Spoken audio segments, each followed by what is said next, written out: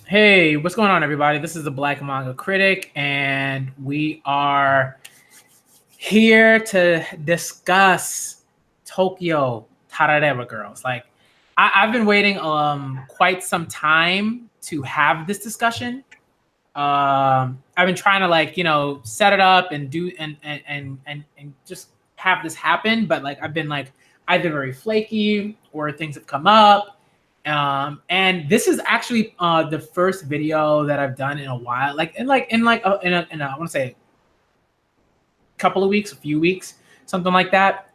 So it's kind of nice that this is the first video that I've done in a little bit, because I love this series. We love this series. We love Higashimura,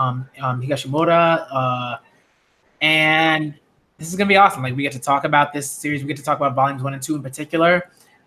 So just to quickly note, this is going to be a conversation, discussion, stream about obviously Tokyo Tarareba Girls, but a discussion of the first 2 volumes. So we're not necessarily going to get into 3 and 4, 5, 6, or anything like that. We're going to try to sort of make it a sort of series where we discuss volumes 1 and 2 here.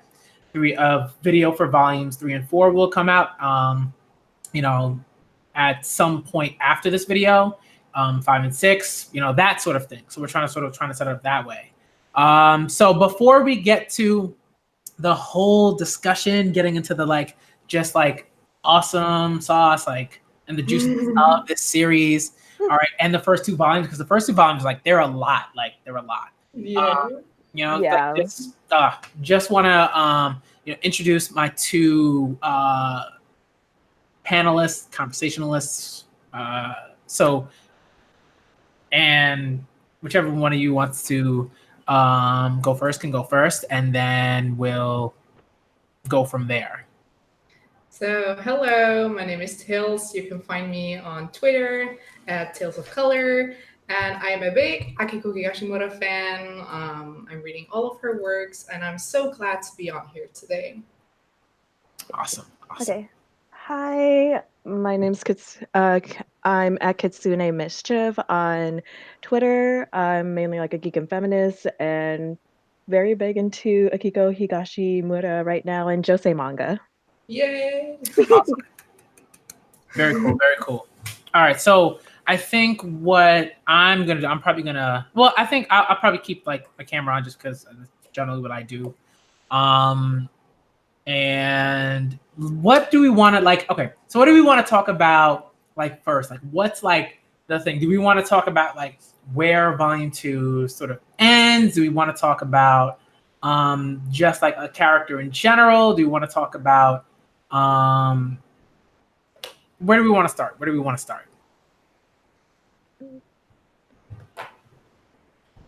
I would start wherever you want to. Okay. So I guess for me, one thing that I really sort of like about this series is it's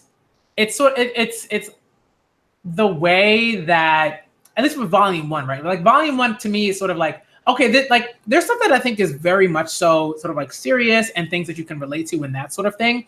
Yeah. And then it gets really intense, and I was not expecting Rinko, and I think anyone that's watching this video probably is aware of Rinko is kind of, they're all the protagonists to me. That's how I feel about it. Yeah. All 3, but it starts off with Rinko, and that's where we sort of get that focus. And I was not expecting her to have sex with Key at all. I was like, whoa, curveball, right? Which I don't know. I just wasn't expecting it. But when it happened, I was like, what? Inside, I was like, oh my god. And then I was like, all right, I gotta keep reading. I gotta keep reading. I was like, well, okay. I wasn't expecting that, but I was pleasantly surprised for a bunch of reasons, but I think the main reason is because it's something that the sort of age gap between them Yeah, Oh yeah. Have that he's way conversation about that. younger than she is. Yeah. And just kind of like, it's one of those things that I think stories sort of like allow us to at the very least have those sort of like conversations with ourselves about how we view how we view those types Mhm. of occurrences. For me, like it doesn't bug me at all or anything like that. But I understand like where let's say others like might come from in terms of like the age gap and what that means and the um uh I don't know, like things that sort of come up because of those gaps. Like this one in particular, like it doesn't bug me. I'm like he's 23. Um, She's she's 33. 33. Like he seems pretty. He seems relatively like He's mature. out of the teens, like he's You know out what of I like mean? the like late teens, so it feels like a little bit better compared to like I would say maybe like the other relationships like that like Rinko's coworker and the director. I'm like, Oh yeah, no, and why are you dating a high schooler? dude. I'm like thinking back to my college, like back when I was in college, and all I can think of is like the only people who I know are going out with high schoolers are usually the scummy ass guys, but not like anybody else. So it's kind of hard to kind of see like these whole entire age gap relationships kind of going on here too. It's just like, especially it gets very more, I would say, a little bit more yikesy, especially since there's like a power dynamic going on, especially when you have it in the Yeah. workplace. Agreed. So when I think back about myself, and when I was younger, I really didn't consider these age gaps and power gaps. But now that I'm a grown up, I'm like, okay, people really take advantage of this and abuse their power. So I could Yeah. relate to that. Yeah, I'm really kind of curious what's gonna happen to like Rinko's coworker and like the director guy, or Hmm. like kind of like in the later in the manga, because because it kind of feels like they're kind of like that B relationship couple, like the ones who's supposed to be like giving out all the advice and like that trope. Yeah. So like Yeah. I'm kind of hoping it doesn't fall into that. Hopefully, kind of hoping like she kind of gets out of this because I just really don't feel comfortable with that relationship at all. Oh no, yeah, like that. And I think it was interesting to me, at least like when you sort of move through those first, I guess, two volumes. At least when I moved through the first two volumes, and I'm like sort of watching that sort of relationship play itself out. Um, like I don't know, like do we feel like there's any sort of growth that comes? I can't. I'm terrible with like names outside of the sort of main three and the men that they are, sort of with, I guess, in a sense. They're paired with, I guess, like in terms of in a story sort of sense. But do we feel like there's any sort of growth that's happening there, or is she sort of is she caricaturish in a particular way, or do we feel like there's been some ways in which she is more so like a character? Like for me, I feel like she's kind of like this sort, like she's more like symbolic of and sort of representative of like a type, like a type, like a type of sort of um character and person who is kind of like naive and unaware of certain things, and like that sort of youthful night Definitely. Yeah. native, like that sort of thing. So how do we feel about that? How do we feel about that? That sort of like depiction. Mm, Yes, I agree with that, especially with the naivety. And because I think it takes some naivety to get to these abusive power relationships, if that makes sense. Hmm. Hmm. yeah. I So, was I would so say yeah, it was like definitely a representation of your 20s and like pretty much when you're like leaving your teens, and if you don't know much about like age gaps or like I remember for me I grew up with thinking like, oh, age gaps doesn't mean a thing, age is just a number, but then you kind of don't yes, realize until like too. later on when you kind of have like the resources to learn about um the uh like power dynamics that comes to play, then you're like, oh, wait, this kind of okay, that kind of feels wrong too. Yeah. Yeah. Yeah, especially when you're younger and there's some older dudes trying to take advantage of you. You're like, yeah, I'm mature. I can do this. It works. But then I got to this age and I developed over the years, and I was like, oh God, this person was so many years old back then. And it just felt so wrong suddenly. But as a teenager, when your brain isn't developed yet, you do not realize that. Yeah. It's, yeah. Or Yeah. Yeah. yeah. Or like Yeah. sometimes you end up believing in the myth like, oh, women mature like faster than men, so you should date older men. Yes.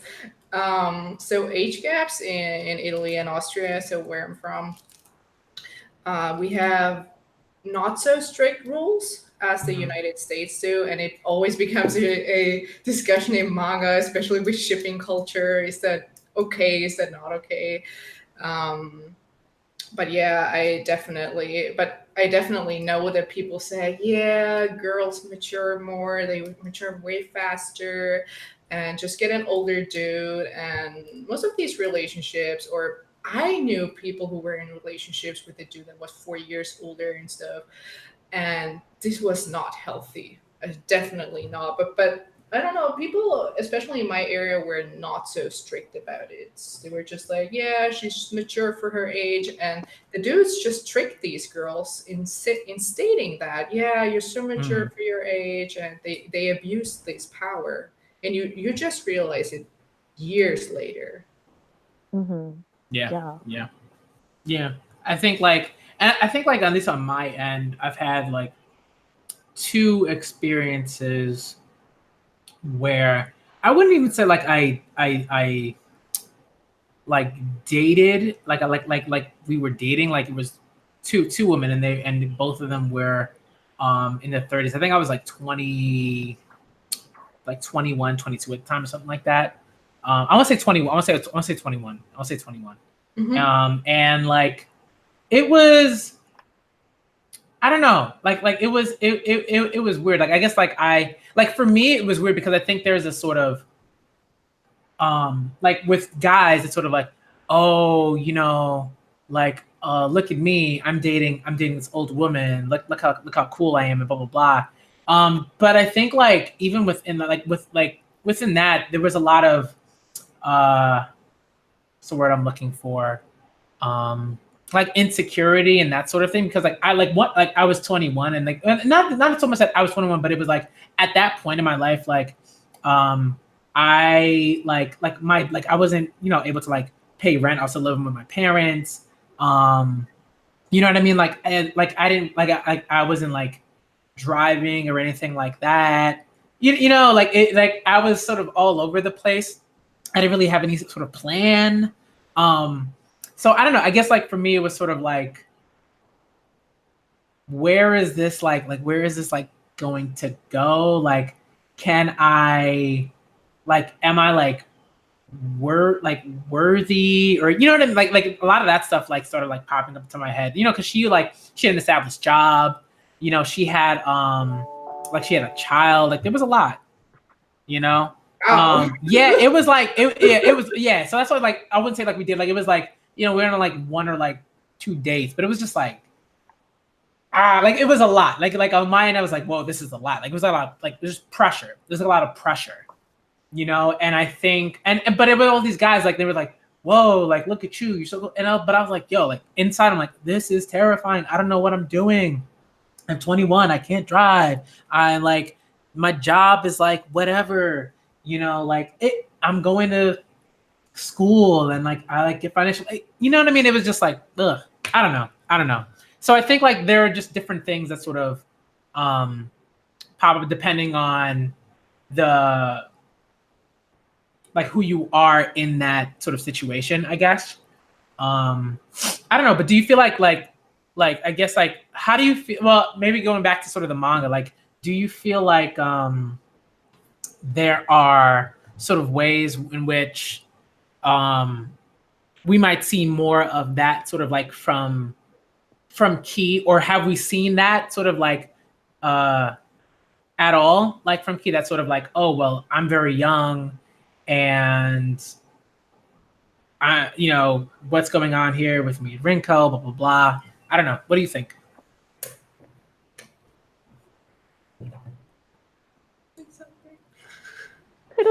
You know, I don't know. Like, I guess maybe to sort of be like, maybe like more clear. Like, do you feel like that might be something that we see more of later on, where they're like not only like that, where they're sort of like their like relationship sort of develops. And when I say relationship, I just mean like, you know, those two as sort of like a pair, because they are like clearly paired. But Yeah. you know what I mean? Like, do you feel like we'll see more like of sort of Key like open up and sort of be more Vulnerable? vulnerable? Yes, vulnerable. Okay. I kind of hope so, because like all this other time he's very like has a very hard exterior, looks like he's trying to like be defensive, and he trying to be like very defensive and try Yeah. not to like let anyone in, and also just say just really mean things, just makes me want to punch him even more. Yeah, I want to punch him a lot. I mean, you know, I know from these pickup artists that they shame women on purpose so that they come back, or it's a very traditional pickup artistry. It's traditional pickup artistry. When he's doing Yeah. the shaming and stuff. Yeah. Yeah, and like, and that's the thing. I feel like, excuse me.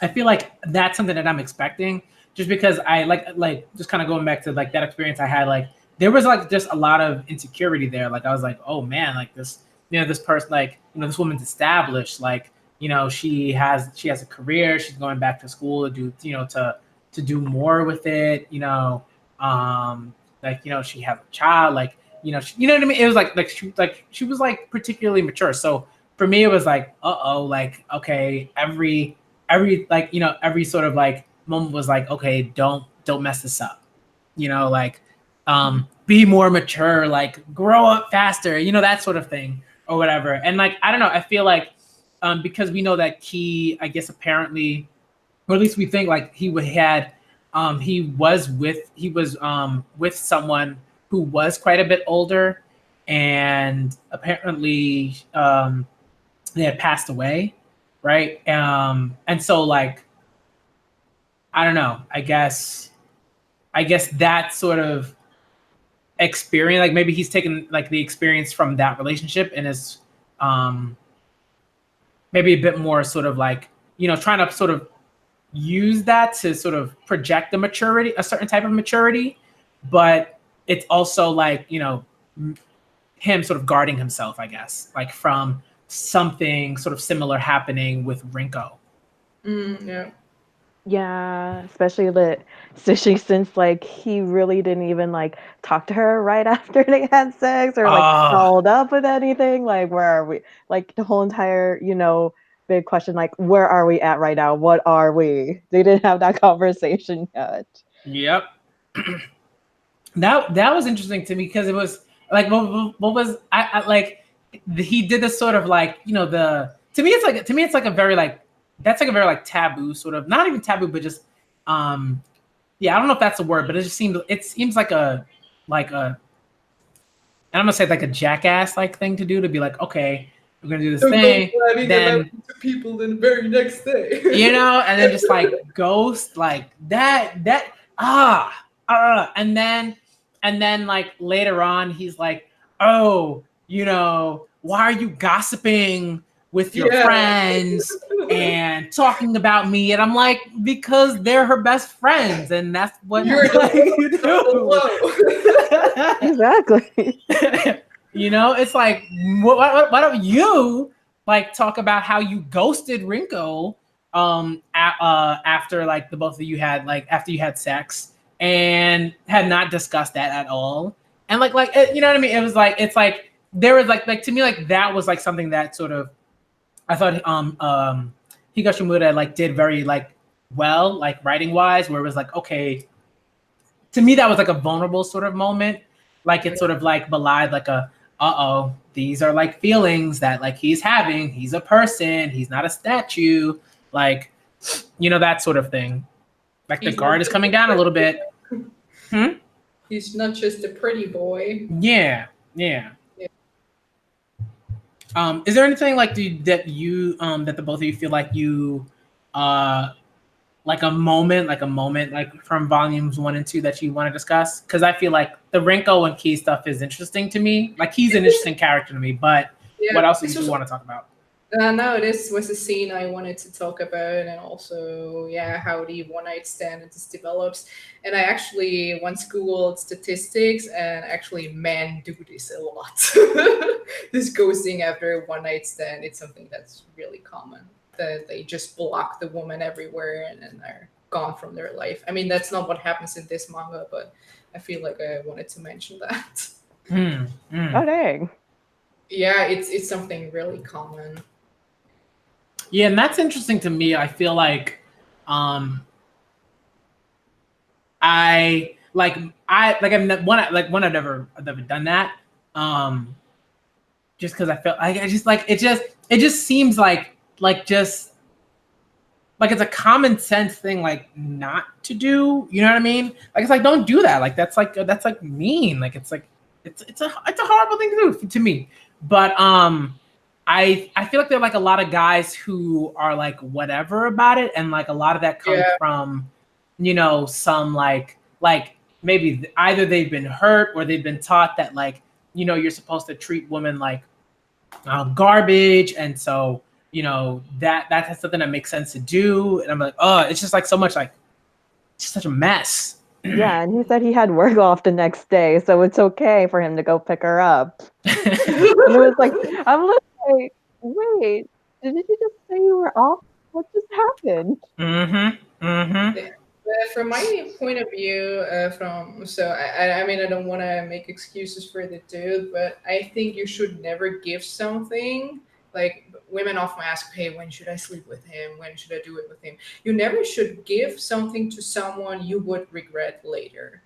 If that makes sense. Like if kissing is something very intimate for you, and a dude wants to make out on the first date, you have to establish your boundaries and say, okay, I'm only doing this in a relationship. Sorry. And I feel like Rinko didn't really do this, so I'm kind of judging both here for not knowing their feelings and boundaries, and then waking up the next day and having all of these confused feelings about what was just, I mean, in the first volume, just a one night stand. Yeah. It's just how I feel about it. That Rinko did not say, okay, I'm only doing this in a relationship. And she just went with the flow. That's my critique of her character there. But she was also like very in a vulnerable place, and she was drinking, so now Yeah, she wasn't in a yeah. very great choice to like also to even make any choices. They both weren't in a really good place to even make any choices. They're just very messy. They're Yeah, very messy, making messy choices. I mean, talking about consent, like she was clearly drinking and tipsy, and so he was taking advantage of her. Yeah, that's yeah, also I think so. I think yeah, so. Like that to me, it's interesting because it, like sort of like we talked about before, like the beginning of the stream, uh just like, you know, these sort of like moments like within stories, like, you know, at least like for me, like they kind of forced me to think about, okay, like what's going on here, like am I blaming a particular individual, or am I going to be a bit more nuanced about like what's happening here and that kind of thing. But like, I mean, at once I'm sort of like, like, what are you doing? You know, it's like you came in and she was already like absurdly drunk. You know, like she had already like had so much liquor. What was it, like a And 2-liter bottle too, I yeah. think, or yeah, something? it was Had a lot. all kinds of. She went through all kinds of different emotions. Like one thing, she was laughing, and then she was crying, and then she was embarrassed, then she was screaming. She was totally tipsy. Yeah. You know. And so I think like at that point, it's like, dude, like just get her home, like, you know, like just get her home. But Yes. then, you know, it was like he was like, oh, okay, you know, I'll have some liquor. You know, and I'm like, okay, like I'm not saying you can't have some liquor, like you're an adult, like have some liquor, but it's also like take care of this person that's like clearly vulnerable and needs to get home, and he already knows, right? And I think that thing that bothers me is like it's not like this is like some rando like person that he's just meeting or he's just heard about or whatever. It's like he's been listening to their conversations, like he's aware of like how vulnerable all of them are, I think, like and what they've been discussing about their lives and and their feelings and all that stuff. So to me it's like, dude, like just get her home. And that's why like it makes me so upset that um he ghosted, and then had the nerve, I'm like, oh, like, dude, you had the nerve to be like, why are you gossiping about me? I'm like, dude, you ghosted. And he told her, sleep with me so you can get back to the top. Sleep with Yeah. me so you can get your job back. I'm like, oh my gosh, no. I'm like, oh no. I was like, come on, man. Like, come on, man. Like, but I will say is that I think like, I don't know. I guess like to me that moment is like, okay, like it's messy. It is messy. I'm a key. Like this is not a good look for you. But at the same, on one hand, I'm also like, I guess like I want to talk about like what's going on with Rinko and like just kind of her as like a person and how she, and her feelings and her thoughts and all that stuff, because I feel like that's like the kind of stuff that when I'm reading like these stories, like I'm always thinking, okay, there are parts of it like for me I can identify with, um like say like thinking about my future and thinking about where and the sort of like how much of a positive outlook do I have when it comes to that, when it comes to thinking about that and all of that. But like, okay, Rinko is but like I'm not a woman, I don't have that experience. So I'm always thinking like how relatable is this like particular sort of like narrative to like how relatable is it to like women like generally, obviously like Japanese women, right, particular, but just like women in general, because I feel like this is like a sort of more like universal kind of thing in a lot of ways. I don't know. Well, I mean, I'm not in my 30s yet, but like, I guess it's more like I can definitely like relate to her, like with the fear, like going like, oh God, it's already been like so long. I should have been married by now. Like these are like some like milestones and goals I should have hit in my life, pretty much. I think that's kind of like a universal thing, but it's just like, although it's kind of a little bit different with me, because like after kind of like getting into feminism and started learning more about sex, love, and relationships, I kind of realized it's like, honestly, being single is honestly not that bad. And so it's Hmm. like, so I kind of have a very different outlook, because like I kind of just honestly like in just kind of like in one of the pages in there, it was like she was mentioning like I think Akiko Higashimura in one of the bonus comics. It was like, yeah, I kind of wish I was like one of those like rich single women, and then like had like just pets just traveling around. And I'm like, you know what? I kind of want to aspire to that too. Yeah, when I Hmm. moved out, I finished high school when I was 17 and moved to a different city to study. And I moved in with my cousin, and she was about double my age, and she was this single businesswoman. And she, during winter, because she hates it when it's warm, she just went 1 month abroad and lived her life. And I was like, okay, that's it. So yeah. Hmm.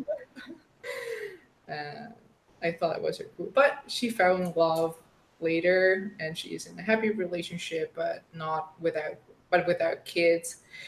And I was reading the newspaper a few days ago, and they were assessing women, and statistics found out that women who were childless, focused on their career, and lived their life were happier than the ones who got married and had kids.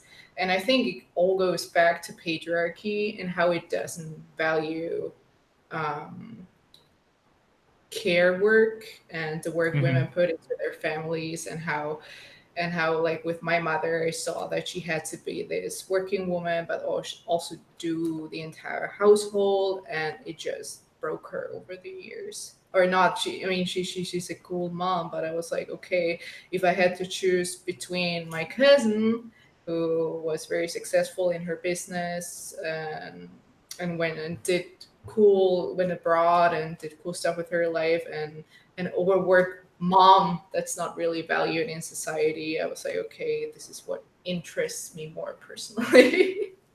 So yeah. Mm, mm. Yeah, like one thing that sort of like reminds me of is um Koyuki, and when she's like sort of talking about, right, when she meets what's the name, I think it's Yoshio or something like that. I can't remember his name, but like He's a cute guy who's married. yeah, I mean, I could like go on and on about like just I don't want to just like go straight, these men are Yeah. trash, like I'm not, like I don't want to Yeah. do that because I feel like there's a lot to sort of like unpack here. But I think like what you were talking about, Tails, like really sort of like reminds me of what Koyuki was talking about when she was making the food, and she was like, oh, I don't want to be, she was like, I don't want to be one of these women who, is like a sort of housewife and, makes food and like, is carrying like food Tupperware to like some guys like place because they don't know how to like make food for themselves or whatever, and that sort of thing. And it's interesting because like to me, one thing that I think is so fascinating is the way in which conversations about uh,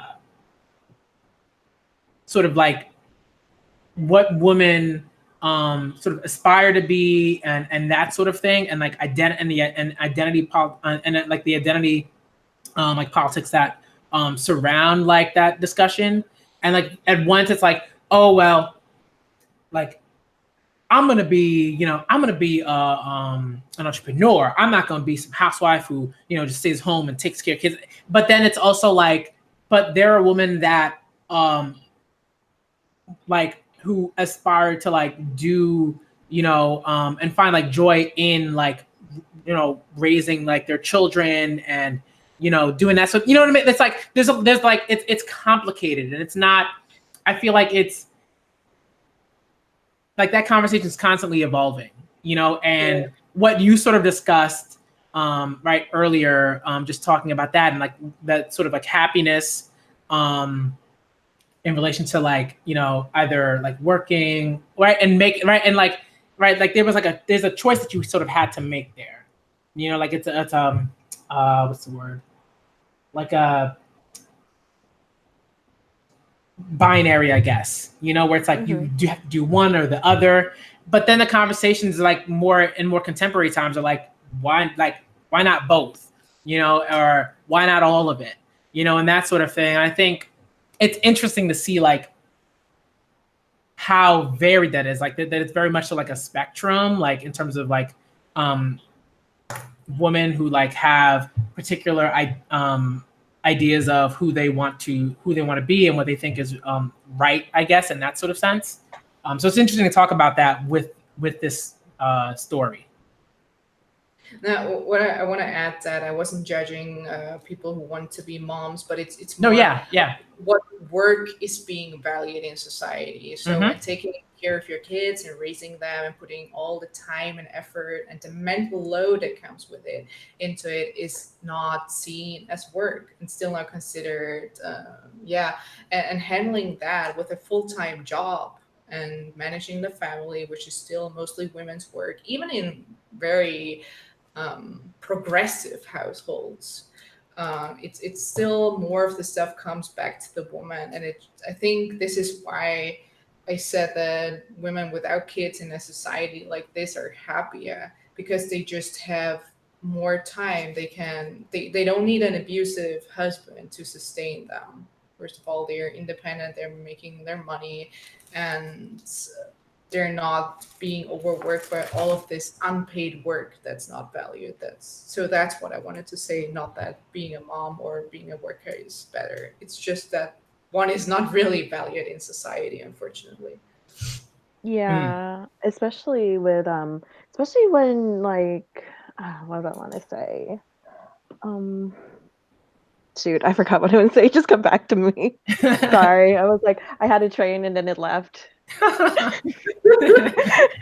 Yeah. Because apparently I was standing on the wrong platform, which did No. actually happen to me one time. Happens to me like every second day. No. No, yeah, that happened to me a few times. Definitely a few times. Like I've missed a train because of that. Okay, I think yeah, okay, I think I remember what I wanted to say. So it's like especially in the whole entire relation to marriage, like you also have to think of like the societal and cultural context of like being pressured to get married too. Is like especially like before like there is this whole entire concept, this whole entire concept, like this social idea that you need to get married or else you wind up as a lonely spinster and like are you going to be someone who's like that unloved or like kind of more or less trying to figure out like what kind of love do you like kind of want for like yourself in the future. I guess you Mm, kind of mean.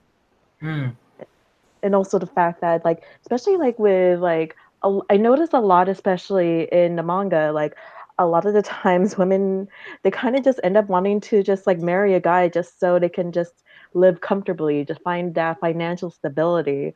And that's kind of like a little bit sucks kind of like what like even seeing like marriage is because technically that's like how it's been used in the past, especially like I know for the US government back in the early 2000s they literally used they in order to fix the poverty crisis they just like go, oh, if we can get more people to marry then pretty much that'll solve like the class issues, just marry oh upwards. yeah.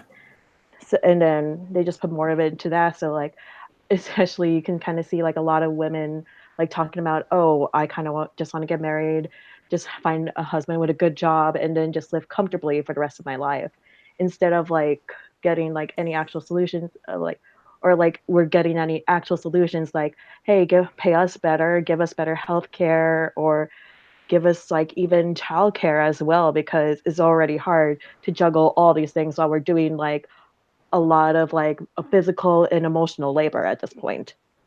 Mm, mm. Yeah. Yeah. Yeah. And like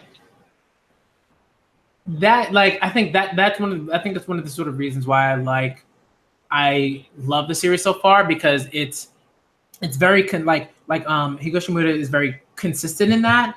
Like there are always these, there are always these little scenes where, where maybe they're going like speed dating, and then there are these women who are just like, well, like this is what I'm doing, like what you was just sort of like alluding to, like this is what I'm doing, and I'm very clearly like this is my goal, and that's all it is, and boom, boom, boom, and that sort of thing, and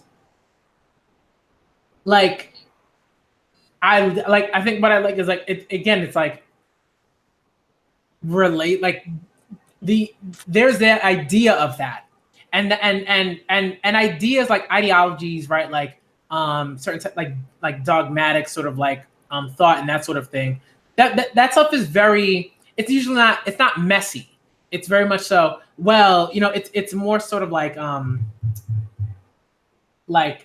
philosophical in like a math of like arithmetic-y sort of like way where it's like, oh well, if I do this thing and I get these things and then and that'll lead me to this particular thing, and it's like I love how like the story is like it is not that simple because like right Koyuki like finds like the like her like holy grail, right, and it's like, well, I got it. I'm gonna solve the equation. I got this. This is good. I'm gonna get it. I'm gonna solve the relationship equation. I got it. I got it. These are the things. Like these are the variables. Like this is what I have. Like I'm gonna pop these in. Like I'm gonna do this. And then it's like shattered. And the funny thing is that while I'm reading this, like while I'm reading it, I should have known. Like I should have known dude was married. I should have known he was married. You know what I mean? I'm like, I should have known something like that was going to happen, you know? Because it's like, prior to that, Kaori and Rinko, like their like situations are a mess. And it's like, why would Koyuki's situation be any different? You know? Why would it be any different? So it's just like afoot. Do you think poorly of me now? You know, I'm married. I was like, what? At least the guy says like, "Oh, I plan not to hide it," and it's like, I'm like, a part of me is like, okay, at least he'll talk with his wife about it, but then also a part of me is like, I don't know how much to trust this. You know, and that's the funny thing about it. It's like, What it's if, like, what if? yeah, we have to talk about that. What if you leave?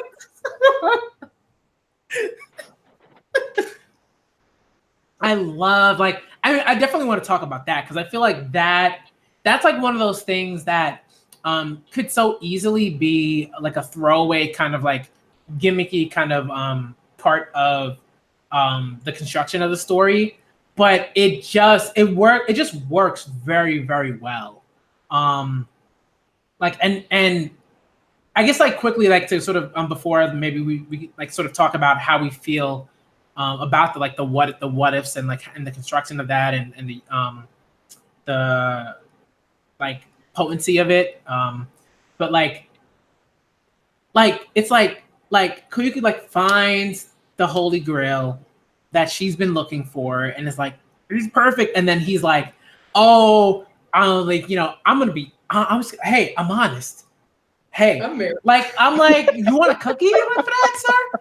Like, would you like a chocolate chip cookie, sir? Because you were so honest. So honest. Like, oh. I kind of would like to see the conversation between him and his wife the next day. Yeah, I was like, yo, I mean, like, what's interesting is that we don't necessarily get that. We don't get that, but we get like these women talking about getting married and all of that, and be like, we're 28, you know, and it's like, and I love how like Higashimoto like draws the speech bubbles, like digging into like Kaori and Koyuki, like, and it's like and we don't get like the wife side of things, but we get like the like that sort of like self-judgment, I guess, you know, and like that, like, oh well, yeah, we this is not good, like this is something that we have to like work out. We can't just be like, oh, everything's cool, we're at a cafe, you know, and eating like sweet stuff. Like this is a problem, like we got to figure this out. I don't know. Something I wanted to mention is how, because I always say, I think Akiko Yoshimura, she's a very good artist. One page I really liked was the metaphor with the rose. Do you know what I mean? Where he gave her these, how shall I explain it? Like this perfect rose, and how it looked at the beginning, and then, you know, it just, how do you say that? Oh yeah, like it's not actually really nice at all. It's actually bent or something. Yes. It was like, oh wait, it was the last flower, and he said that's what I think that was the reason why he said like, oh, this was just like the last flower though. Yeah, that was very like. If I remember correctly, I don't remember that was the last flower. I think so. I have volume 2 actually. Let me now. So haha, read I'm volume looking 2 through if you it have too it. right now. I have it too here. And that was like at the end of volume 2. And a few pages left. Yeah, it's right at the end. Oh yeah, right after they're yelling sex in the street, which I kind of like because I rarely get to see that as in like manga, like just women talking about sex. That's awesome. Yeah, you don't see that very often. That's true. No, that was like, and that's why like for me, like it was so surprising, just to kind of like go on a sort of like a tangent, but just like I just love how like frank like the sort of discussions are like in this story, just to like, hey, this is what happened. And what I also like is like the way Higashimura sort of depicts like individuals who might be listening in, you know, eavesdropping on like those kind of conversations and being like judgy about what they're listening in on. And it's like not only are you like listening in on someone's like conversation, which is, you know, problematic in like in particular ways, but it's like you're like being judgmental about like them talking about like sex, and like that's like a thing, like, you know, and like that's like a global thing too, like, right, like that's like a global thing, like people being like judgy when women being like judgmental when women talk about sex publicly, you know, Yeah. and like Yeah. and it's like yo, like go like sit down and like, you know, old dude, and like drink your Metamucil or whatever it is that you're gonna have, and like let those people and like let these like women like talk about their lives, like sex is a part of their lives, you know, leave it Shout alone. out to the old dude who wanted to get Ringo married after. Oh, yeah, that's one thing I definitely noticed. A lot of the misogyny in here, especially with those dudes like listening in and like judging and going like, "Hey, why do you? We always have to hear your hens or like your hens gossiping the whole entire time. It's getting so loud and noisy." Even though in izakayas, it's always loud and noisy all the time too. No, And yeah. then yeah, and then the misogyny like extends to the workplace as well. It's just like I kind of just like how she does talk about it, but it makes me wonder like if like Higashimura, like I don't want to read into things that are in there, but like I always kind of wonder, especially in the manga business or like in, well, I'm sure it's like this with like in other careers and jobs, because like there's always like gatekeeping mechanisms that kind of keeping women from advancing, or pretty much like that kind of gets them booted off any projects. It's just like I wonder how often has she heard of this too. She has a personal story with that actually. She was working on a manga that was where she was talking about successful women, and that it's okay that when a woman is successful and if her husband or partner is not successful. And she was accused of misandry and she had to quit the series. Oh my gosh. Whoa. That's yeah. Oh wow. So she has Wow. personal. So there was such a huge backlash from, I don't know, salty dudes, and she had to quit the series. So she has personal experience with that. How far did like I mean like I guess like how far did she get in into like with like working on that series? Like was it ever like A was it ever few like a chapters. volume or okay? I think about a volume or something. Yeah. Man, That's that's yeah. And it yeah. was just, if you're a useless man, get a successful woman, or like very overdrawn now. But, the basic message was, okay, it's okay for a woman to be successful and have a not so successful husband who might do more in the household and stuff. And she was accused of misandry. Yeah. Wow. Yeah, you can be successful, but not too successful. Wow, man. Oh.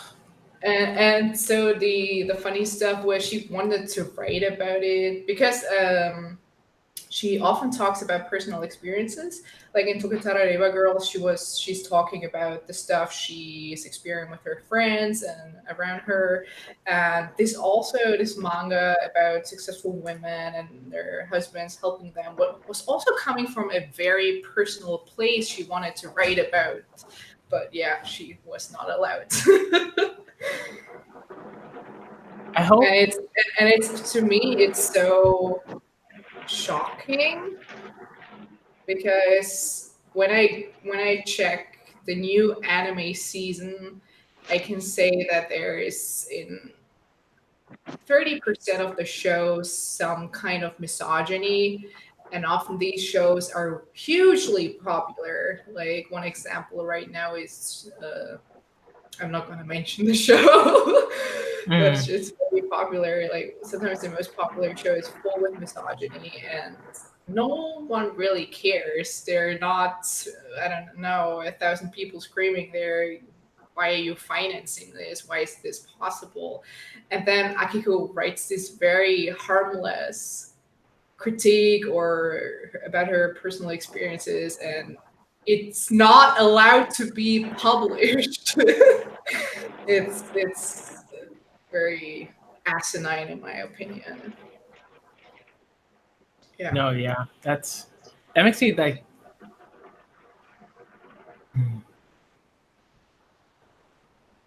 Oh man, and it's sort of thing where it's like it's like you're both saying, like you can push only so much until like some like patriarchal like force like says, okay, that's enough. You're like you're revealing too much, like you're saying too much. And and I think one, and like a couple things, like one, that's something that I would have loved to have been able to not only like read, but to like um suggest like to others to read as like, like like a learning experience. And uh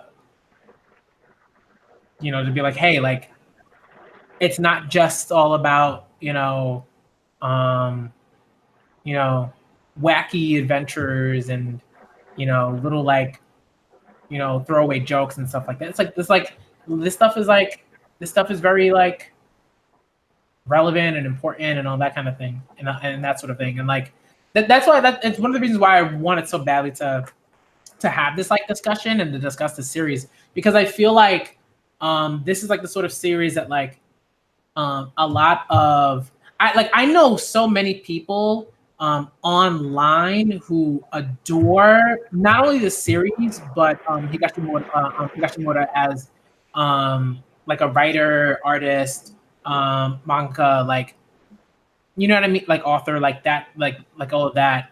And yet there are so many like guys who were just like, I don't even know who this person is. Yeah, Um, she is not let, well known. you know what I mean? Like, let alone like, um, oh, I'm not even gonna bother reading the series because this is a series about women, and they're probably gonna like, you know, say men are trash or whatever. I'm like, and it just makes me sad that like that story that she was, that story, that like truth that she was trying to tell, um, got just like shot down like that. It really bothers me. Yeah, and then she was ended up replaced, and then like, especially with Rinko, she ended up being replaced by like a younger writer as Yeah. well. And then like she tailed them, is like, oh my gosh, she is sleeping with her. I'm like, oh my gosh, Rinko, this is absolutely ridiculous. But I'm like, oh, this is even worse what's happening here, because like it's unfortunate, like not to blame like the young writer who ends up sleeping with the director, but Mhm. um it's just kind of like rather unfortunate that's like how it's kind of working in that, like how it works in like at her workplace right now. You have to sleep with the director in order to get up higher, and like if you unfortunately like piss off one of your actors, then well, poo on you, you got Mm, kicked off, mm. unfortunately, even though he was acting very mean towards her even at work. Oh yeah, he was terrible.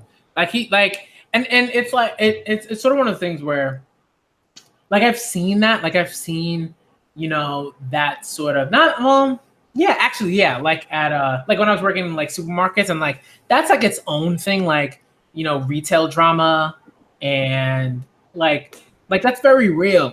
People like people date, they sometimes like the managers are like dating like you know uh stock people, the cashiers, or whatever, and like stuff gets messy. And just from what I always noticed, like it was always like women that got like the short end of like they always get like treated like garbage. Like it kind of reminded me of like this one situation where, this guy, like he could come into, like this manager, he could come into work, have you know slept with um the one of the bookkeepers at the supermarket, and like treat her like garbage if she felt like they weren't working or whatever, and then people would be like, oh well, she's a slut because she slept with him, and you wouldn't hear anything about him, and how much of a piece of garbage he was. It's like stuff like that that just like bothers me.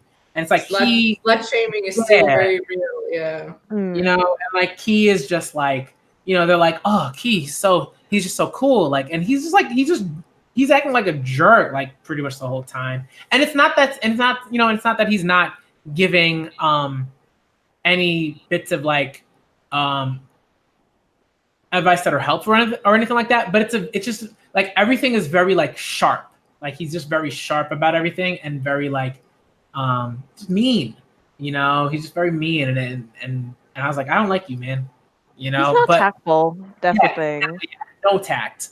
No tact whatsoever. This guy has zero introspection or I'm still kind of wondering like if this whole entire Rinko sleeping with Key thing is eventually going to kick in at her job, because it hasn't yet. And I mean, we're past volume 2. Like, when is this going to kick in? Because like that was the main reason why. So. Yep, and that'll be very interesting. Like down the road, like what happens there, like how will people view Rinko, who will be the people that comment about it, that sort of thing. Like I'm looking forward. Definitely looking forward to volumes 3 and 4. I want to mention, and it's like how Akiko is drawing the sex scenes. And of course, I didn't expect any sexualization or something, but I think she's doing a great job at portraying the scenes a bit and showing, so it doesn't seem fetishized, but it fits the story and the manga. That's something I wanted to mention. Yes. Which is like important for me, because whenever we see sex is very male gazy and fetishized and often plays into porny scenes, and Akiko is definitely giving a different feel about it. Yeah. Sorry. Which I didn't expect anything else. So, but it's worth mentioning, because even in, I don't know, very big comic series that try to be more progressive, like Saga, the sex is often very male gazy and not how I would expect it in a comic that actually tries to analyze family themes. And there I always see the patriarchy somewhere far behind in I don't know. That's how I feel about it. So I wanted to give a shout out to Higashimura for drawing it with respect and how it fits the story. Yeah, especially since it's like, oh, sorry, are you? I'm done. Okay, sorry. And also one thing I really like too about like her drawing the sex scenes is like it's always like all the female characters are usually like enjoying the pleasure. They're already getting pleasure from it. They're already the subjects. Like they're the main focus. Like that's what I really like about her, like drawing these sex scenes. If you notice. Yeah, definitely. Like it's like so sometimes you're like, wait, who's that like person with Kaori or well, Remy with Rinko, you're like, oh yeah, that's Key. Like you're gonna notice Key, but like I think it's like you said, like the focus is about like their pleasure and what they're getting out of that and what they're experiencing and that sort of thing. And I really like that. Like it like. And it's not to say that like, the other person doesn't matter. Like that's not, I don't think that's what we're saying. Like it's like the shift, like a shift in focus is very like important here. And necessary, So I think I agree. Like I liked it because like I'm like I can sort of enjoy like I can enjoy it in a way that's like this is like a part of the story. Like sex is a part of the story. Yeah. We're gonna see that, and it's never like like it's not like it's not male gaze. It's not male gazy. Yeah. Yeah. Mm-hmm. How do we feel about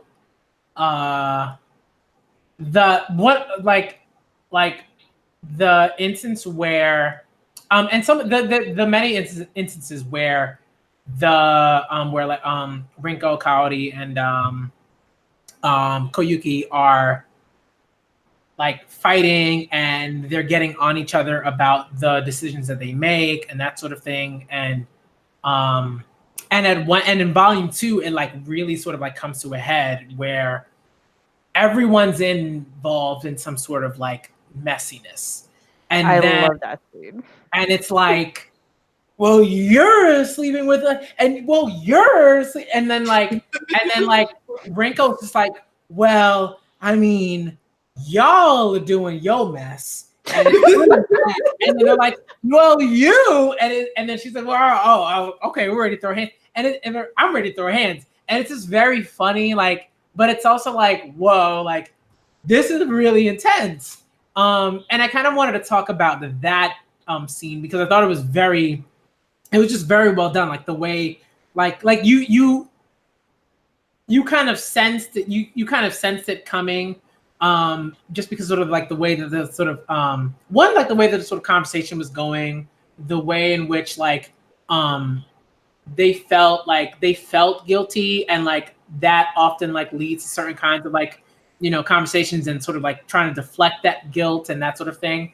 So how do the both of you feel about that like scene? I mean, yeah.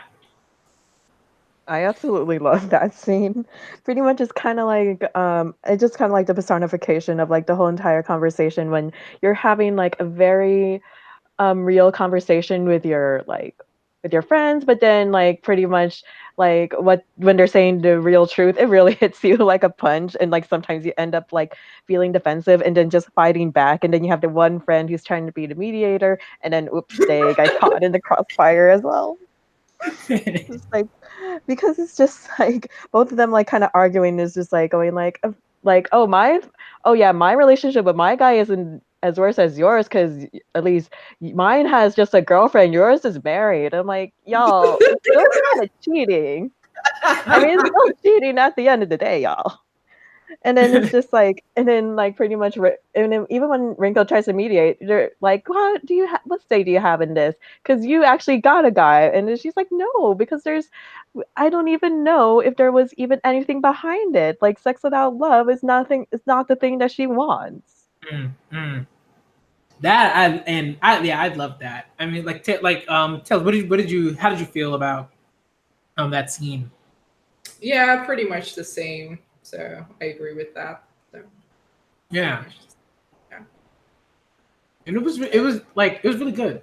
It was like I think I guess what I liked about it was that very like real sort of like that's a very real like depiction of friendship, and like friendship is not Yeah. I think only good friends can do that. Friendship is giving I'm your friend the judging. real truth and punching them with the truth.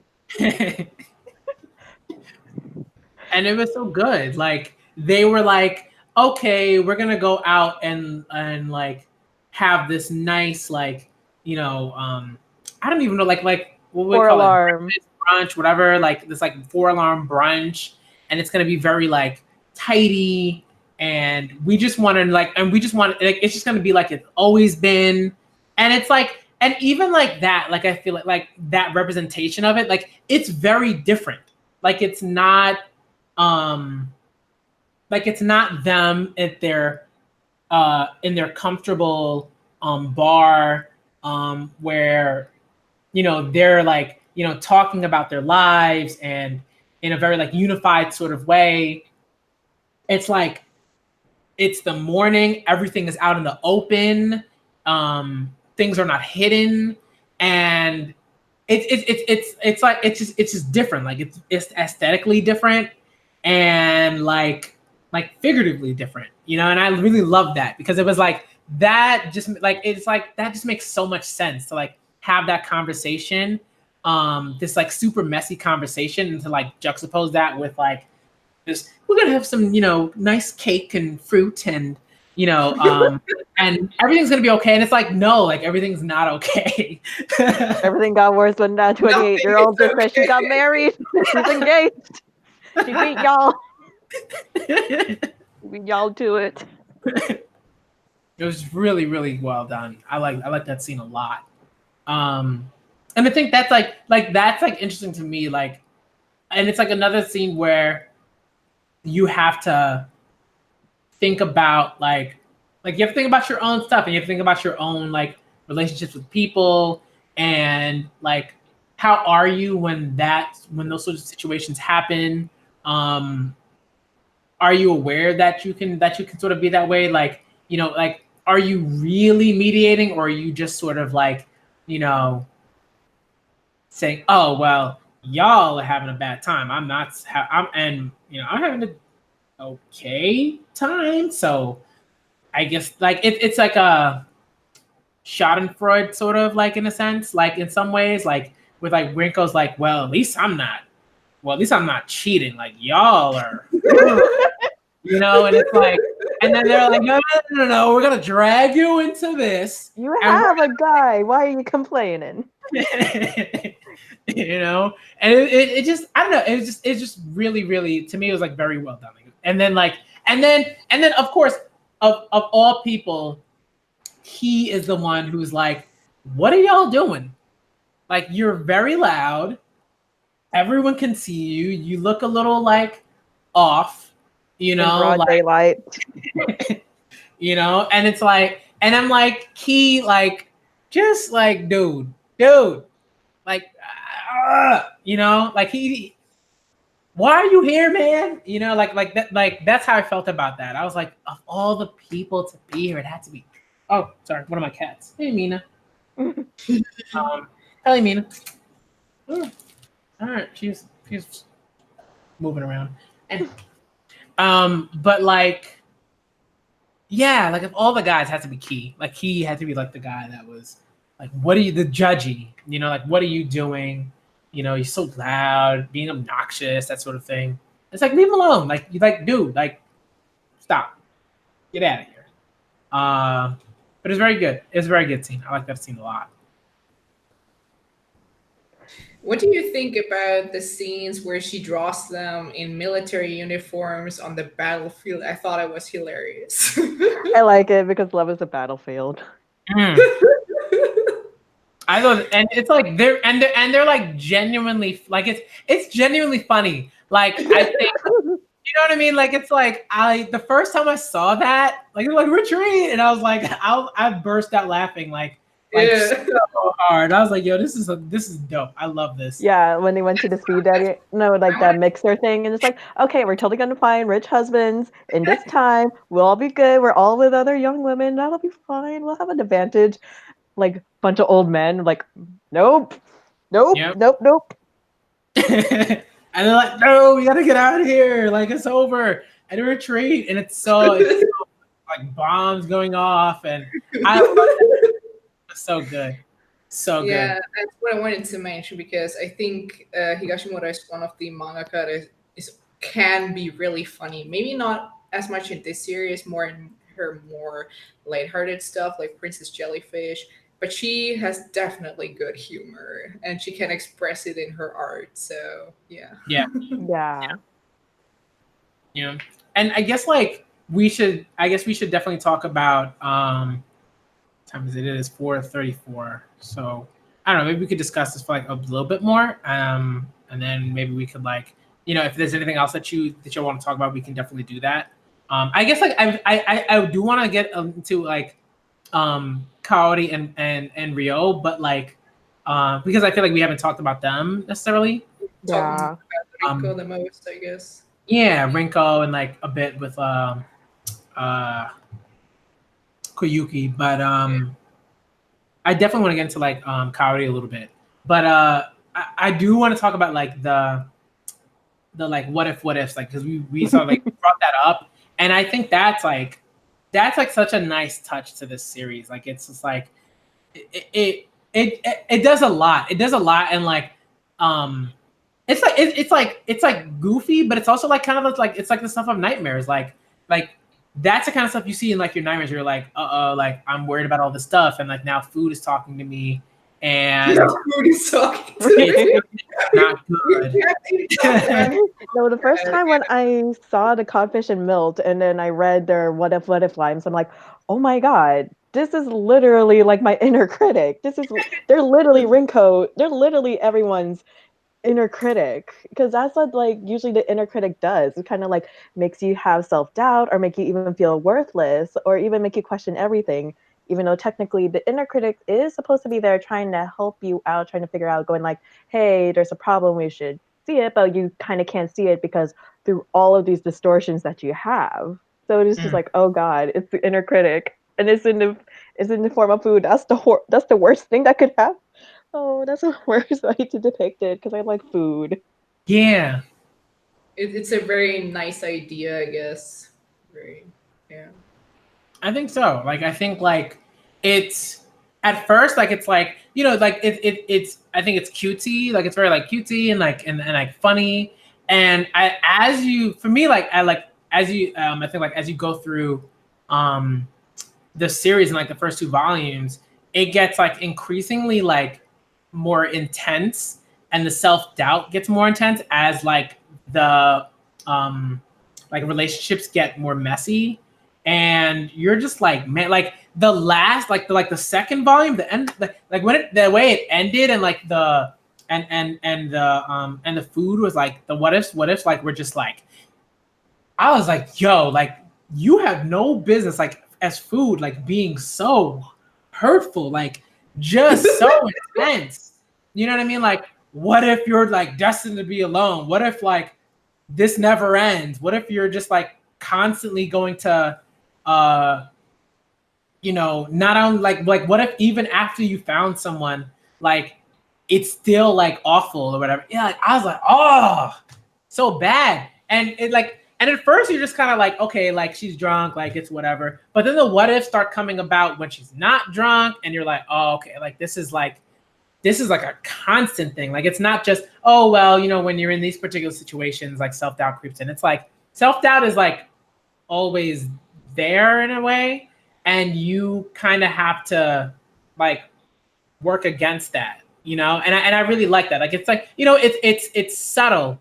Like it's interesting because it's like it's both subtle but like very like apparent, because it's like it's food talking. Like you're gonna notice like food talking, but like it's just subtle in the way that like it ramps up, and the situations in which they pop up like are much more like, like they're not drunk, like where they haven't been drinking or whatever. It's like stuff's real.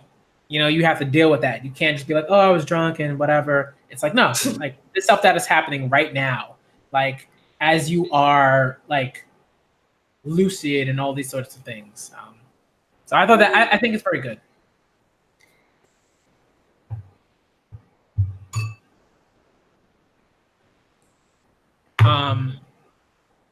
I guess I wanted to talk about, like, I guess the last thing we could sort of talk about is Rio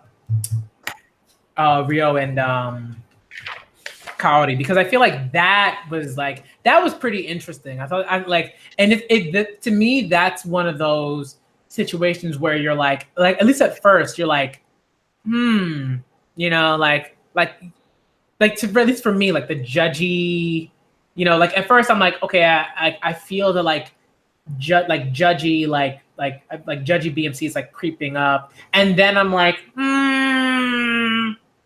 and then it's like, oh, this is just a mess. Like this is a hot mess. Like, so I guess I want to talk about their situation and how we feel about their situation, and then we can end it there after that. Like, how do we feel about that? Like, how do we feel about that situation? Because Kaori and Rio, like Rio's ex, and at first we we hear about, because Kaori was like, hey, I like, to me, like the what's depicted is like she cheats, correct? Yeah. Or like, or is it that, you know what I mean? Like I feel like that's like the implication. And then like Rio finds out, and then he's like, oh, I'm out of here. Right? Like he Oh she cheated on him earlier with like a plastic surgeon guy. So like a guy who was like safer, who had like a future, who was going to be going somewhere. Unlike Rio at the time, where he was just like he's still broke and he wasn't like the up and coming musician yet. right.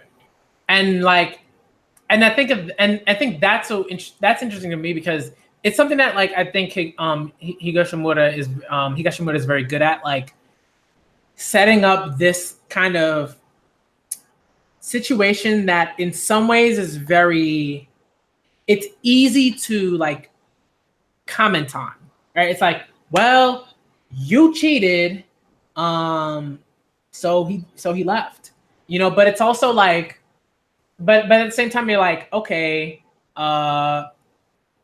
like shouldn't Kaori like be allowed to, like, what I mean, like shouldn't it be like fine for her to be like, hey, like I want to be with someone who is stable in some sort of way, like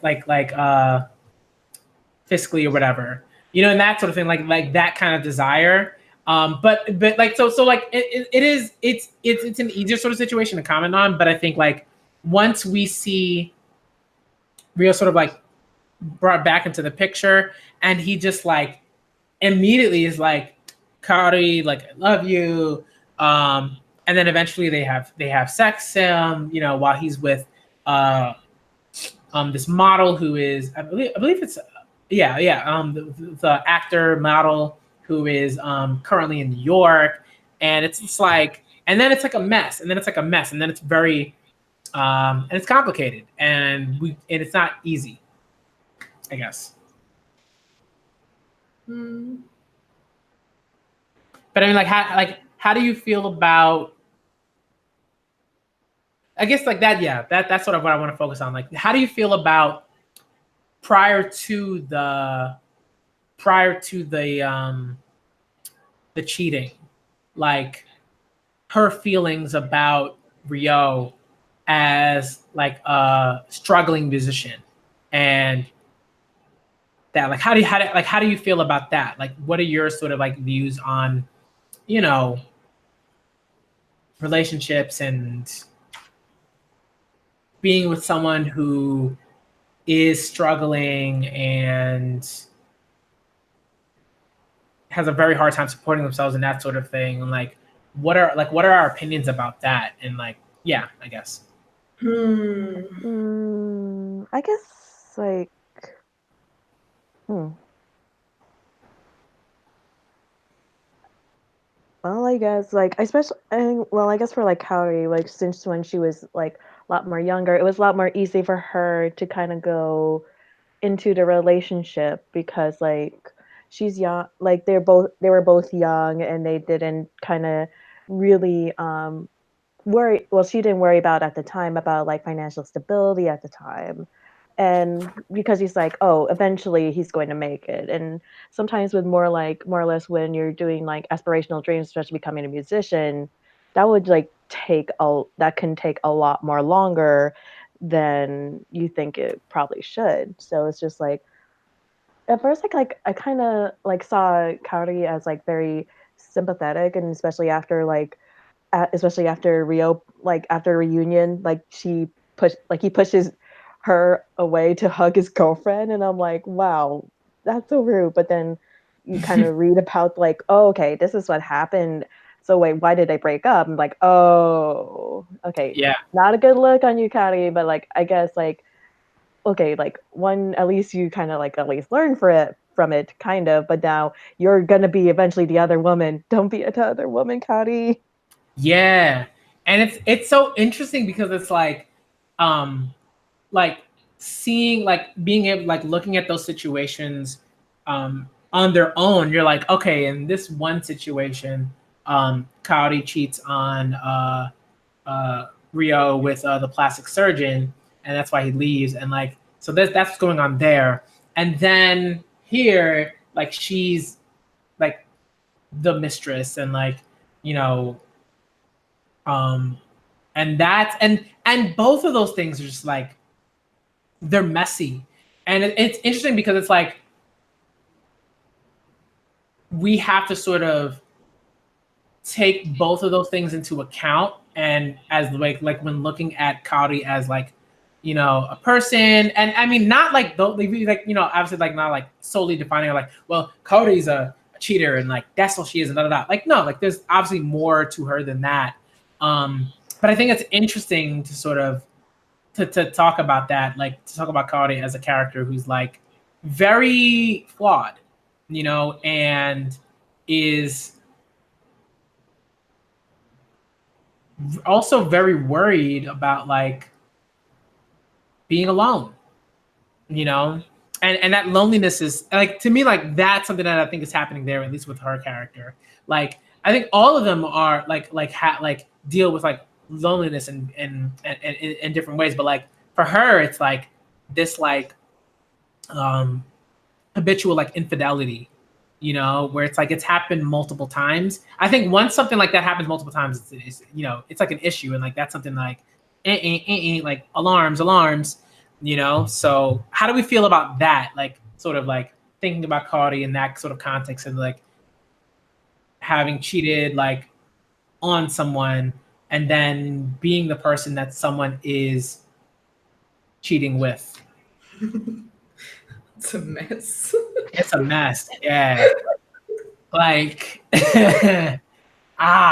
you know? And I like it makes me really sad because like to me, like usually like in my everyday life, I'm like, Shada, you know, like I'm very like, nope. But when I look at Kaori, like there's so much like I feel so sad.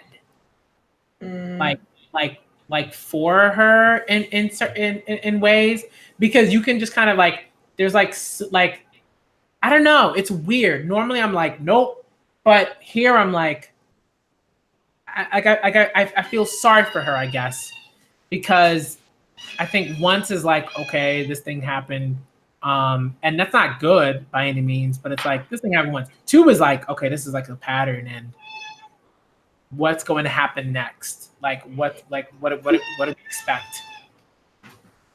Sorry, that's one of my cats. Is Aoife. She's very loud. Nah, she's just agreeing with you. Yeah. Aoife agrees. Aoife's like, yes, Cody's life is a yikes. It's a yikes right now. Big yikes. It's a yikes. It's like, yo, I don't know. I mean, how do you feel about it? Like, how do you feel about that? Like, thinking about it in that context, where it's, you know, she's not only like committed like infidelity once, but twice. I'm just happy that I've never been in a constellation like this. Yeah. I'm like, man, you know what I mean? Like, when you're an adult, where there's like even more like problematic stuff, like yikes. Like when you're a kid, yeah, when you get into stuff like that, like, oh no, it's just like teen drama. But now when you're an adult, it's like, oh boy, here we go. You know? Yeah. I'm just like, Oh no, I was like, what were you gonna say? No, I'm good. Okay, like so, like at least for the first time, yeah, Kaori is definitely at fault, and it's just like, yeah, it's like she definitely, like, I think it feels like it's a lot more easier to kind of like be nicer, or like you still like Kaori in the end, or like you still like her to an extent, because like, one, this is a fictional character, so it's kind of easier to like kind of sympathize with her compared to like if this happened in real life, then you pretty much like definitely like hate the person who's like definitely the cheater.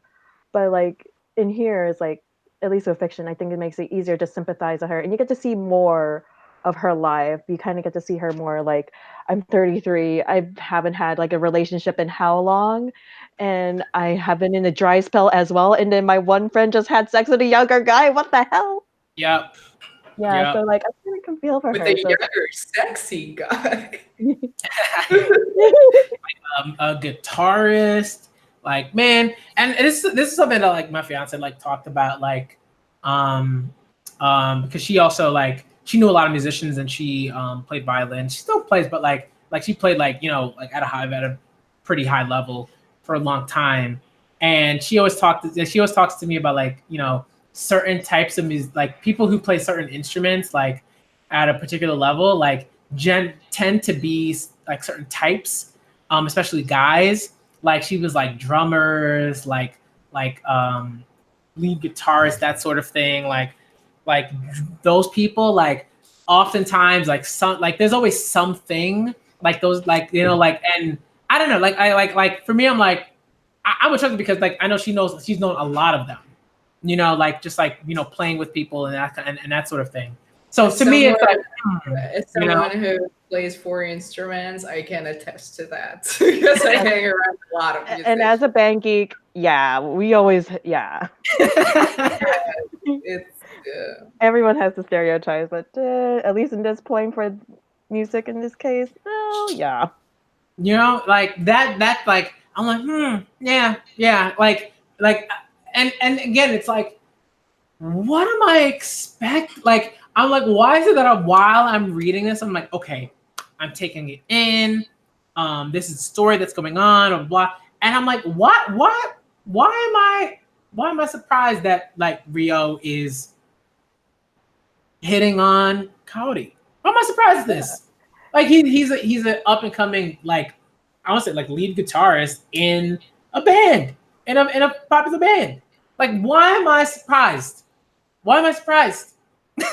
In this story. And it's weird. I'm like, normally like when I'm reading other types of stories, I'm always like, okay, I'm gonna expect this thing to happen next, and da-da-da. And here I'm just like okay, was not expecting that, but probably should have expected that. I should expect it. Like, yeah, like pretty much especially now when it's happening again. Like I really a lot of it is just like I really hate Rio because like he's the one who's like causing a lot of it, and like I feel bad for the poor girlfriend because she doesn't know she has like that much trust for him, and like oh boy, I can't wait to see when like the whole entire truth comes out because that's gonna come crashing down. Yep. And I think like, well, Tails, were you gonna say anything? No. I mean, if you have, I'm looking forward to, like all of these things sort of like being sort of explored in depth, because Volume 2 really sets up like this like trinity, this like, this is what's happening here, this is what's going on there, and this is what's happening here. And now that we have that sort of like established, like volumes 3 and 4 can really sort of say, okay, let's explore these particular narratives and see what happens. I'm really looking forward to like what's going on. And I agree, like Rio, dude, like trash, man.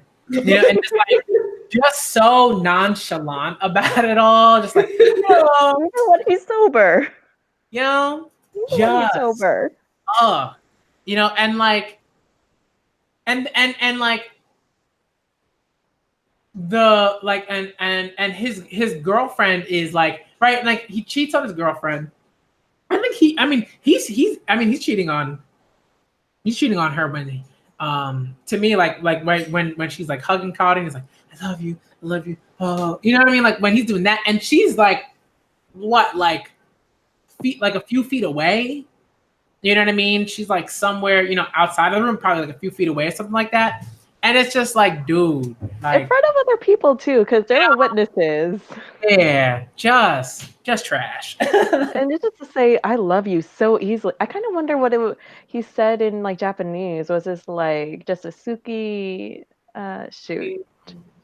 Suki. Well, I can. Yeah. I mean, I don't have the volumes, but I can Google that. Because I'm just like because it's like he said I love you so easily, and I'm just like, wow, that's kind of like a lot too, especially when you're. So one advice: don't pay too much attention to what a dude is saying, but what he's actually doing.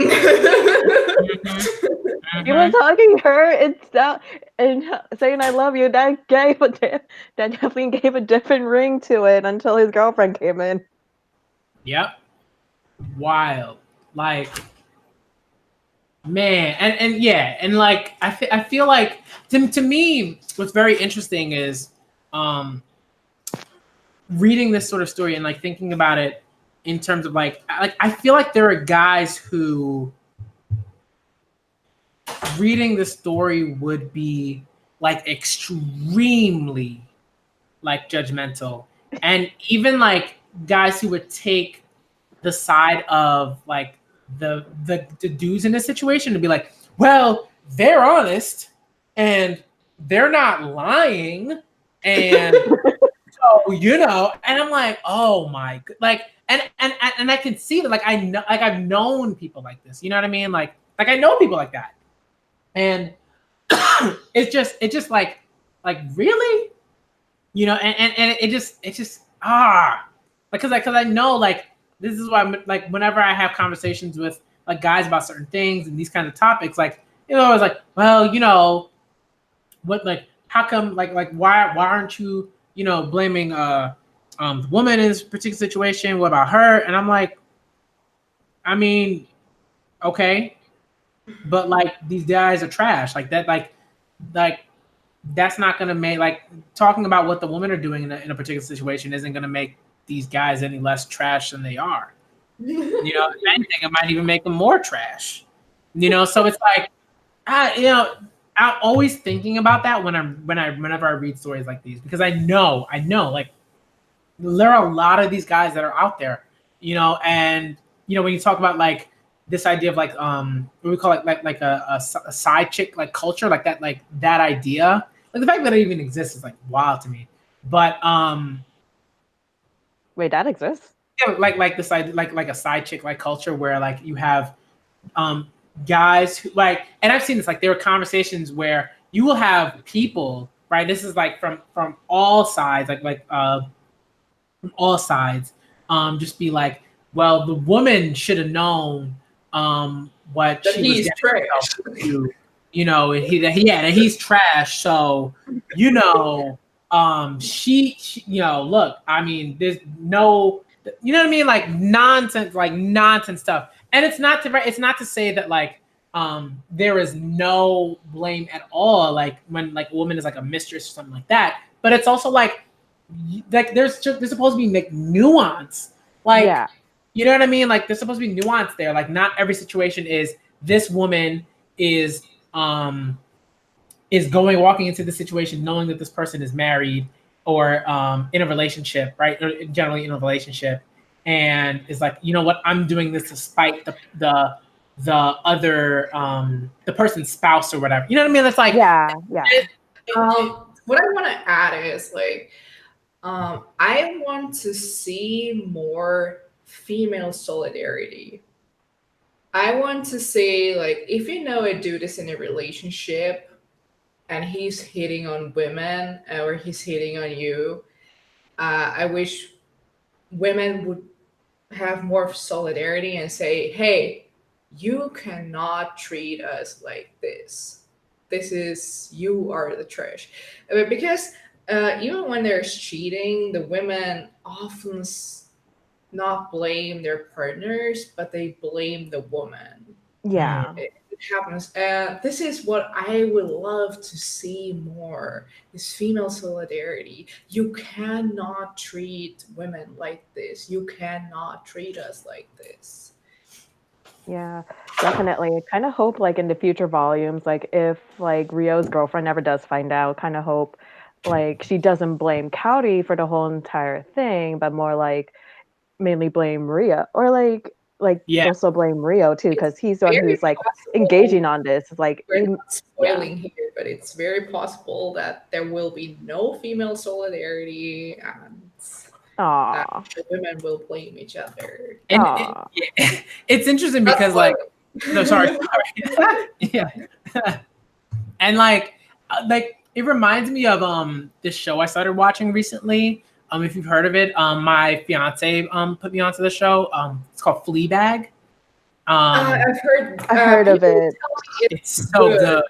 It's Yeah, so I'm good. going to watch And that. I'm not gonna say that. I'm not saying that. I'm not gonna say anything because like it's a spoily thing. So I'm not saying anything about it. All I'm gonna say is like, if you haven't watched Fleabag already, those of you out there, like, start now. Like, start now. Start watching I will Fleabag. do it. Very Yeah, good. It's we'll very do good. it. It's intense. And like another thing my fiance always says is like it's a show that like it was like it's clearly like it was clearly written by like a woman. Like it was clearly written by a woman. Like it there are things that like if you're a guy, you will like if you're yeah, like I think like generally like if you're like a dude, like in a very general sense, like you're going to like miss you're just gonna miss stuff. Like there's just stuff that you're probably gonna miss, you know? Like and that's something like that happened to me. Like there were things I was like, oh, okay. And then there are like the interactions between like women, like this like certain microaggressions that like guys often don't catch or don't notice or aren't aware of, and like women will be like, yo, and they'll immediately see it and they'll be like, that woman's a jackass, like immediately. And I'll be like, it'll take me like a little bit of time to be like, you know, that and it's like stuff like that. And like for me, like one thing I love about like I guess like Tokyo Tarareba Girls is like it's something that like I think if you're a guy, like there are certain things that you catch yourself on. I'm like why am I surprised that the lead guitarist dude is trash? You know what I mean? Why am I surprised at it? Like, and it's weird because it's like outside of this story, I'm like, yo, I've seen this in so many movies. I've seen this in so many narratives. Like, I'm like, why is it that this is like, whoa, like he's that trash? Why am I surprised? You know what I mean? But I think certain people like, right, like, but I think there are a lot of people who would read the story, see that, and be like, that man's trouble. He's trouble. You know? And so it's like stuff like that I'm like much more aware of like throughout the years, like just like constantly learning and being aware of things and listening and that sort of thing. Like it's like being more aware of that, but still like you're totally over my head, you know? And you're like, and that's the thing, like it's like you're constantly learning. You never get to this place where you're like, oh, like, you know, everything and you're never gonna be trash or anything like that. You know what I mean? It's like I missed that, you know, went right over my head.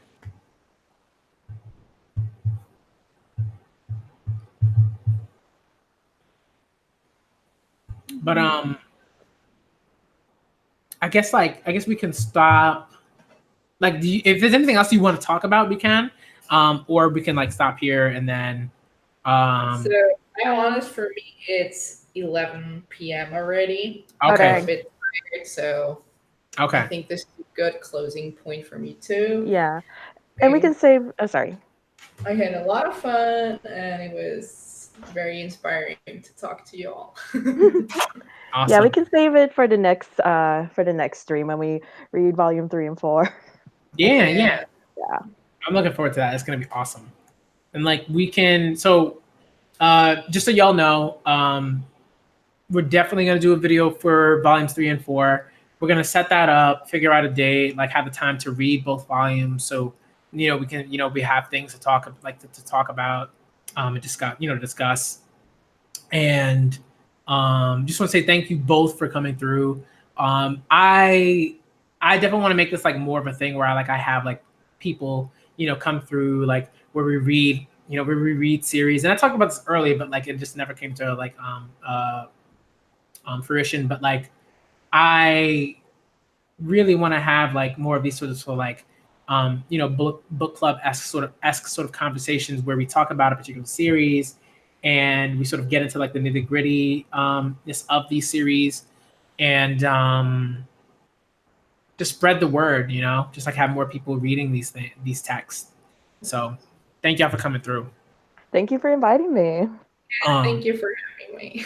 Yeah, and I'll put I'll definitely do this like before like I like leave my laptop. Like I'm gonna put your um Twitter handles in the into the description box so that if people want to follow, they can follow. I'll share the video also on Twitter, and tag you both. So Yay. you know, I'm really looking forward to more, and we'll also figure out like if there are other manga that we want to add and that we want to discuss, and I'll try to be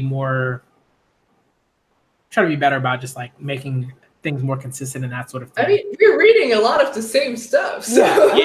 Pretty much as it comes out. It's just definitely not putting this on my late night reading list anymore. No, Too much nightmares of the coffee and Mill going, what if?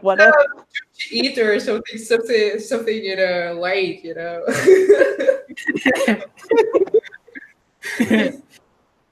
Okay. All right. So, thank y'all for coming through. This was just a live discussion, live manga discussion of Tokyo Tarareba Girls volumes 1 and 2. Definitely be on the lookout for volumes 3 and 4. I'll make an announcement on probably on YouTube as well as Twitter when we've got like the date and time set up. And also just like, be on the lookout for other like videos like this one in the future. Because we're all reading a lot of manga. And I think there are a lot of manga that aren't discussed enough in this sort of way. And if I can like, make more videos doing that, that'd be amazing. So I'm gonna work really, really hard this summer to get that sort of like content out there. Because like when I started this channel, I definitely wanted to do a lot of that sort of stuff. And I think like now, I think that's like a very much so a possibility, and that's something that can happen. So we'll probably also talk about another series that will add on top of Tokyo Tarareba Girls, and